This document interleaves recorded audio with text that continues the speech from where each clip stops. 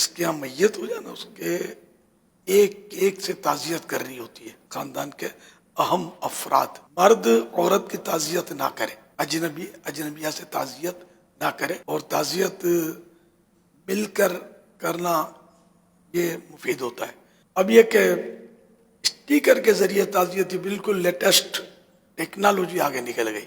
Sticker سے بھی پکا لیا جائے، قبول کر لیا جائے، کیونکہ وہ تعزیت تو اس نے کی ہے، اگرچہ اسٹیکر کے ذریعے کی ہے.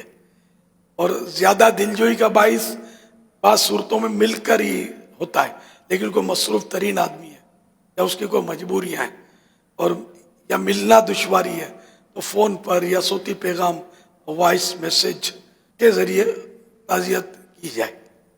تو جیسا موقع تعزیت کی جائے. بعض رشتے ایسے ہوتے ہیں کہ جن میں ایسا لگتا ہے کہ شاید فون، واٹس ایپ، میسج یہ شاید قبول نہیں ہو پاتا، کہ ان سے یہ ایکسپیکٹ یا ان سے توقع نہیں کی جاتی کہ یار وہ خالی میسج کے ذریعے، فون کے ذریعے یا یوں تعزیت کر لے گا، اس کو مطلب آنا بنتا ہے. جیسا اس سے رشتہ ناتا، قریب ترین رشتہ دار اگر اسٹیکر بھیج دے گا تو محبت بڑھنے کے بجائے نفرت بڑھ جائے گی. یا خالی فون پر گزارا کر لے گا اور رشتہ دار قریب ترین ہے اور آپ اس کے 4 میتوں میں جا چکے ہیں قبرستان، یہ خالی فون پر گزارا کر لے تو جمے گا نہیں.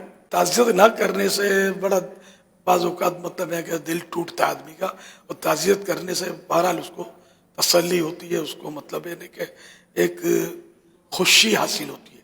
غم جو ہے نا اس پر کچھ نہ کچھ مرہم لگتا ہے. کوئی پوچھنے والا ہی نہ ہو، گھر میں لاش پڑی ہے، آپ بتائیے اس پر کیا گزرے گی، نہ بڑا اس کے لیے لوس ہوگا. تعزیت کرنے سے فائدہ ہوتا ہے، محبت بڑھتی ہے. مجھے ایک ماضی کا یاد آیا واقعہ، دعوت اسلامی سے پہلے کا واقعہ. ایک نوجوان میرے پاس آتا تھا، پھر آنا اس نے بند کر دیا تھا. کوئی خاص مطلب میری توجہ بھی نہیں تھی اس پر. میں ان دنوں نور مسجد میں امامت تھی میری. مجھے پتا چلا کہ ان کے والد صاحب فوت ہو گئے. فجر میں مجھے پتا چلا تو گھر چلا گیا، وہاں کچھ دعا وغیرہ کی، جنازے میں پہنچ گیا میں. پھر میں قبرستان چلا گیا، تدفین میں آگے میت کو اتارنا اور مٹی ڈالنا اور سلے رکھنے میں تعاون کرنا، اور یہ میں پیش رہا. اس کا نتیجہ یہ مجھ سے بالکل خلاف ہو گیا تھا میری یہ نوجوان، اور اس کو پھر اس نے سب یہ کھولا کہ فلاں نے مجھے آپ کے بارے میں بڑا مس گائیڈ کیا تھا. میں اس کی باتوں میں آ گیا، لیکن وہ میرے باپ کے جنازے میں نہیں آیا. آپ نے میرے باپ کے تعلق سے اتنا سارا ساتھ دیا میرا، اس کو میرے دل میں محبت ہو گئی، اور وہ محبت یہ کہہ سکتا ہوں کہ آج تک قائم ہے. اب بھی وہ سمجھو کہ جان چھڑکے ایسا. آپ نے میں فائدہ بتایا آپ کو کہ کسی کے غم میں، اب شادی میں جاؤ گے نا تو اس کو وسوسے آئیں گے. آیا بھی کوئی بھاگا،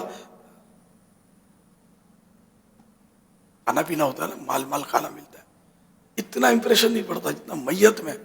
پانی بھی نہیں پلا دو گے، میت میں کون پلائے گا پانی.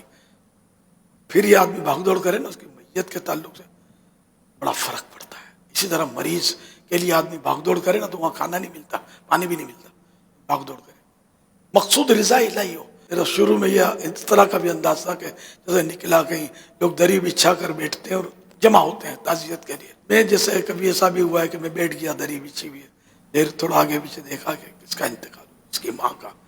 سرک کیا اس کی طرف، دلاسا دیا، ہاں بھائی دعا کرو، اصالہ ثواب، یہ سورہ فاتحہ سورہ اخلاص پڑھ کے. ارے یہ پوچھتے ہوں گے یہ کون ہے. اس طرح بھی الحمدللہ مطلب لوگوں کے دلوں میں اترا جا سکتا ہے. تو آپ کو ہر وہ کام کرنا ہے جس سے آپ اللہ کے لیے یہ کریں اور لوگوں کے دلوں میں اتریں. تو اس طرح آپ کی نیکی کی دعوت لوگ فوراً قبول کریں گے. آپ کو مان سے کو بلائے تو ہی جائیں گے. خود ایسے موقع پر خود چلا جانا عافیت.